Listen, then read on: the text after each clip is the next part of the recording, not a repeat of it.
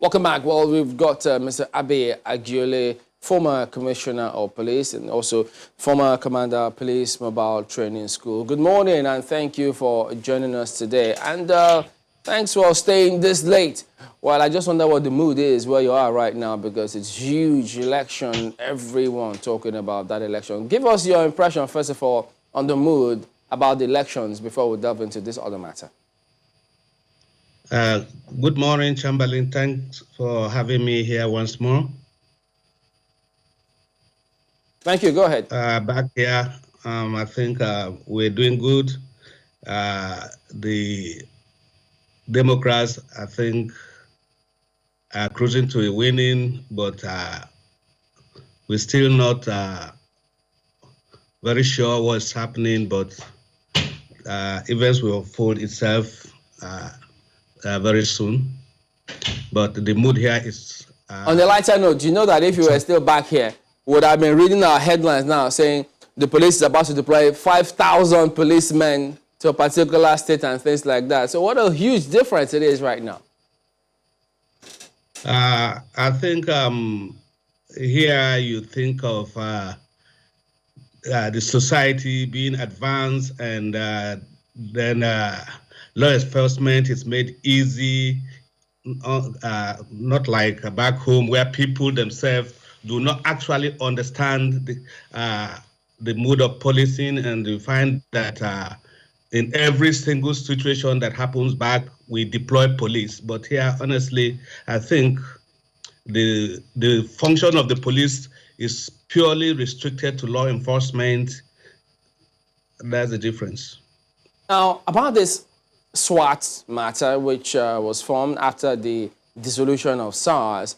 But those who thought about the, let me say, the speed with which SARS came up, there are several questions as to, first, how are they sure that, you know, those members of SARS will not show up as members of SWAT, even if they undergo training? And then secondly, will they have the requisite training and wherewithal to actually go ahead and carry out the functions for which they were designed for in such a short time? First of all, honestly, my heart goes with not just the police officers that lost their lives in this crisis, but the families of these police officers who, within this period, were made to pass through some traumatic situations, watching their loved ones in such predicaments, and we pray that such events will not reoccur in the history of our great nation. And I want to especially commend the Inspector General of Police, IGP Adamu, for initiating this noble idea, even though it might come too early, but however, honestly, it's better than early than not done. SWAT, Special Weapon and Tactics. There are two basic differences between this and the Special Anti-Robbery Squad.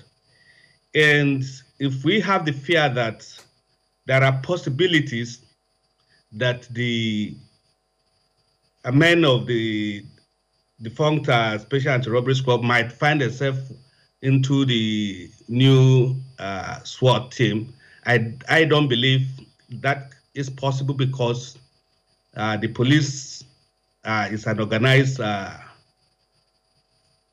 institution, and it has records of people, where they are, postings, and the rest. And I think this is a new initiative, and there's a recruitment procedures for taking in this new recruits into the SWAT team. And I think we might not have the issue of having the OSAS personnel being in it.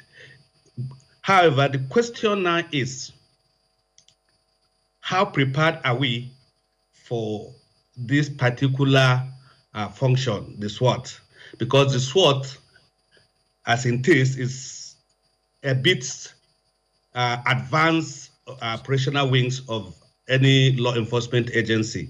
You know, it has capacity for high-risk operations, and that means they will be exposed to different kind of weapons, special weapons that are used, because they are likely to be used, if going by what SWAT functions are, they operate in high-risk areas, terrorist situations, kidnap situations, and the rest. And I think they will need better sophisticated weapon than what the SARS we are using.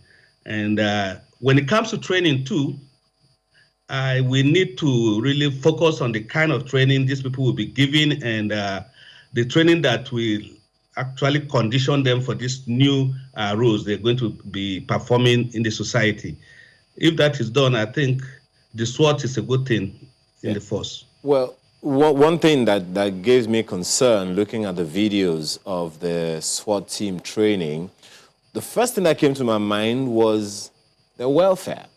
I mean, videos have since, resurfaced about the police training colleges, police training facilities all over the place, the way they feed, the way they are fed, the way they are taken care of. It all speaks to their mental evaluation and psychological state of being, so that by the time they get into the streets, that concern is what's been playing on my mind, the use of weapons, special weapons and all of that notwithstanding.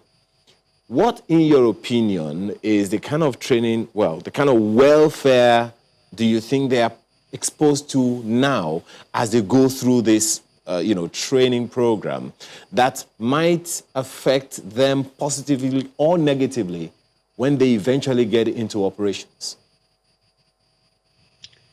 Honestly, that is a very serious concern too, and I hope the police authority are going to really look at this aspect of their welfare during training, how they condition them during training, because like you said, as a matter of fact, once they do not get that proper culture in the training, honestly, when they come out, there are still tendency that they are going to perform almost close to what the funkstars were doing. But I believe that, to be fair, the Inspector General of Police is exposed so much in police duties that I think before he introduced this issue of SWAT, he must have come up with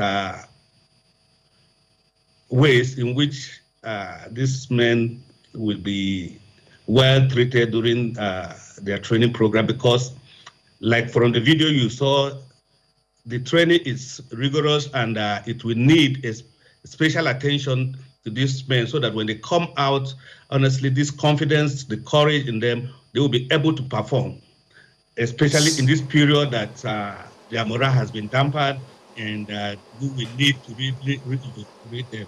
Right. Now, speaking of when they come out, now this is not just for SWAT, but for the police, because if you look around, look at the dailies, you see that there's been concern about police absence. For Lagos, in Lagos, for example, there are reports of hoodlums, which has become like a major buzzword now, taking over some communities. You see Benin Auchi Expressway, where armed robbers are targeting banks and customers and what have you. So there's a huge challenge now, police absence. And I mean, we've talked about welfare, we've talked about the weapons, but clearly there's still that shortfall. The fact that, I don't know if it's fear, if it's apprehension, if it's apathy, whatever it is, it's clear and people are concerned. So how do we boost, I don't even know what term to use. Is it the morale? How do we ensure that our policemen and women are back on the streets with more confidence?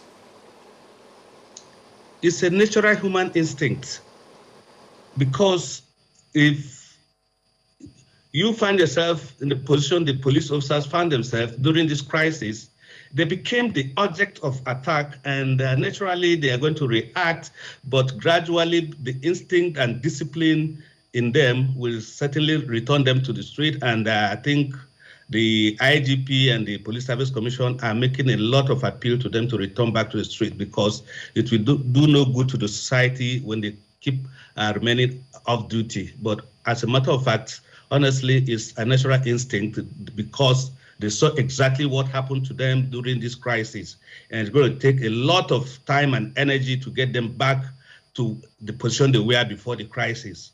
And it's quite unfortunate, but the service must do everything possible to encourage them to, first of all, we must guarantee their safety, because the society in which they sought to protect, as a matter of turn against them, and not just turn against them, honestly caused a lot of harm to them. And it's going to be difficult to build this relationship.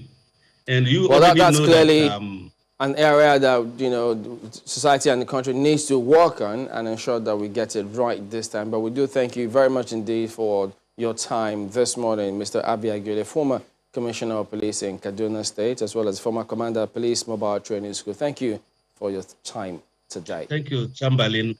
Have a wonderful day.